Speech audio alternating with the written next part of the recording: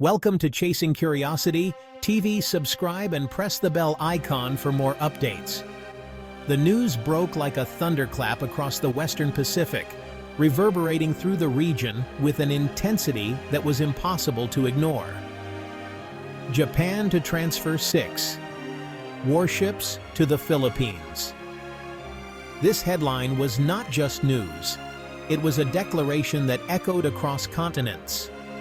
This was no routine deal. It was a seismic event that sent shockwaves through military and political circles alike. These weren't just any ships, but 6 Abukuma-class destroyer escorts, once a backbone of Japan's own navy, now set to bolster the Philippines' maritime capabilities. For the Philippines, whose navy has long relied on aging vessels, this was a game-changer, a leap into modern naval warfare. The psychological impact alone was immense, signaling a new era of strategic partnership and deterrence, reshaping regional dynamics. Suddenly, Manila's naval commanders could envision a credible force, not just a symbolic presence, but a formidable deterrent.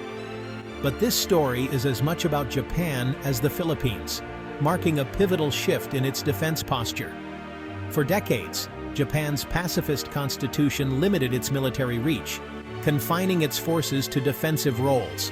Now, Tokyo is stepping out, actively shaping the region's security landscape with newfound assertiveness. By arming a key partner, Japan is moving from passive supporter to active participant in Indo-Pacific stability, redefining alliances. In Washington, the move is welcomed as burden sharing, a strategic alignment that strengthens regional security. In Beijing, it's seen as a challenge, a direct response to its growing influence in the region. For Southeast Asia, it's both inspiration and a warning, a reminder of the shifting power dynamics. This transfer is more than a naval upgrade. It's a statement of intent and a sign that alliances are shifting, with far-reaching implications. The Indo-Pacific's geopolitical tides are turning faster than ever, with new alliances forming and old ones evolving.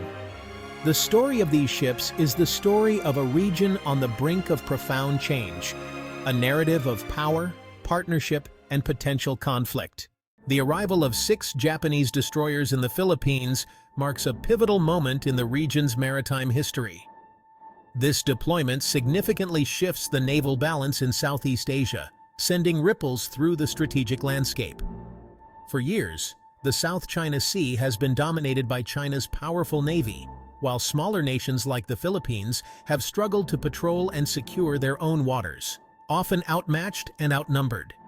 This new deal doesn't create full parity, but it introduces a credible counterweight, forcing a recalculation of power in the region.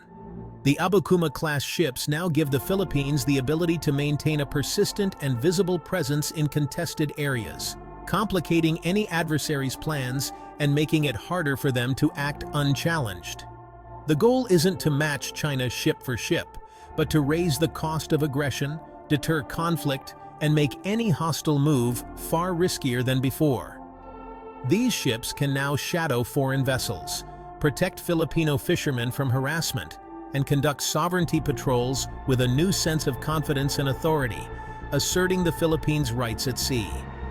The deal also strengthens a growing network of regional security partnerships. Japan, Australia, South Korea, and the Philippines, reducing reliance on the US alone and building a more resilient alliance structure. Japan's move is a clear sign that regional powers are stepping up, taking the lead in their own security and shaping the future of Asian maritime order. China must now reconsider its approach, facing a more capable, confident, and determined Philippine Navy than ever before. The strategic calculus in the South China Sea just got more complicated, with new variables and new players on the board. These ships are not just military assets, they're pieces on a new, contested Asian chessboard, each move watched closely by the world. The stakes have never been higher, and the next moves will shape the region for years to come.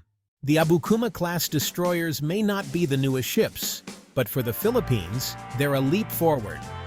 Designed for anti-submarine warfare and coastal defense, they're larger and more capable than anything in Manila's current fleet.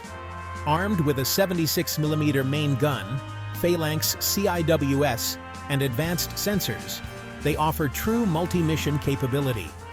Their integrated radar and sonar systems provide the maritime awareness the Philippines has long lacked. These aren't just hand-me-downs, they're well-maintained, reliable platforms with years of service left.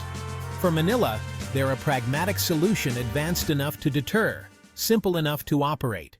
The ships won't arrive in their original, fully armed Japanese configuration.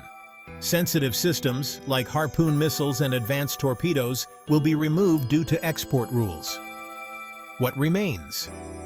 The main gun, Phalanx CIWS, core defensive systems, and the essential sensors and engines.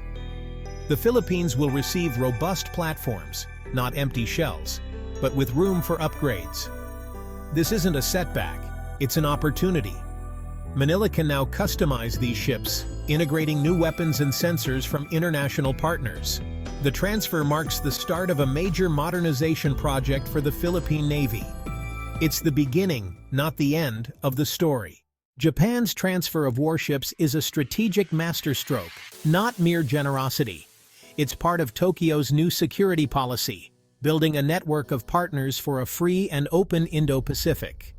By strengthening the Philippines, Japan protects its own economic lifelines and regional stability.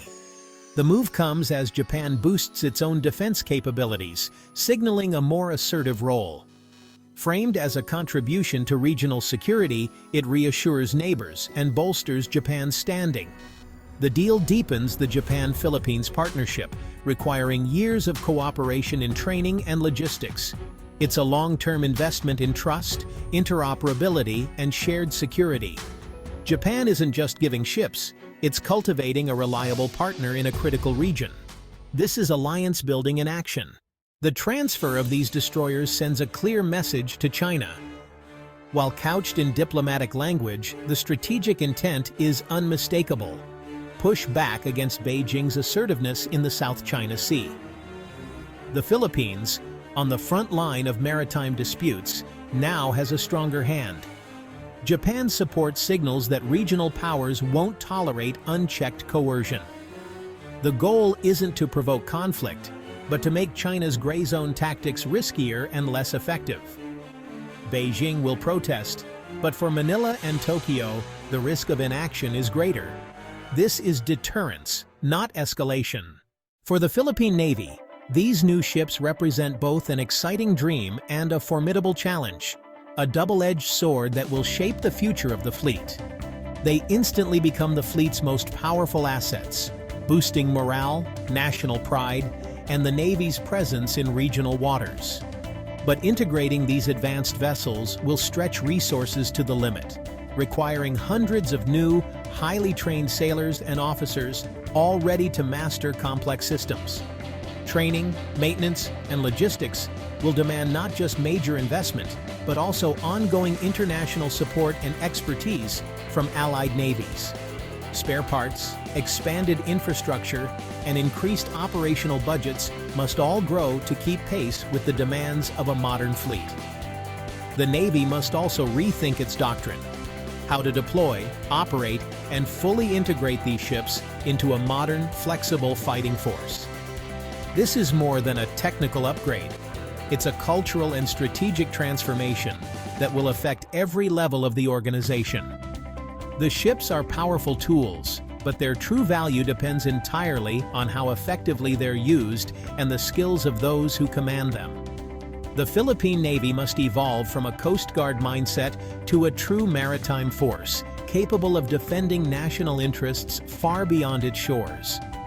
The challenge ahead is as great as the opportunity, demanding vision, commitment, and unity from every sailor and leader. The Abukuma-class ships are a blank canvas for modernization. Their empty missile launchers are an opportunity, not a weakness. The Philippines can now install advanced anti-ship missiles, like the BrahMos or South Korean Sea Star, giving the fleet real teeth. Upgrading sensors and combat systems will bring these ships into the 21st century. This opens doors to partnerships with India, South Korea, Israel, and Europe. The best-of-breed approach diversifies suppliers and strengthens alliances. The upgrade program will drive investment in local industry and build technical expertise. These ships are the foundation of a modern, networked navy. Acquiring 6 destroyers is just the start. The real test is whether the Philippines can turn hardware into lasting power. These ships must anchor a long-term effort to build a modern, effective military. Sustained funding is critical. Operating costs will be immense and require political commitment. Investing in people is just as vital. Training, education, and professional development must be priorities. A well-trained crew on an older ship outperforms a poorly trained crew on a new one. This could be the turning point for the Philippines Armed Forces. But ships alone don't guarantee security. True strength comes from technology, logistics, strategy, and national resolve. The question now: is the Philippines ready to become a credible maritime power? The answer will shape the region's future.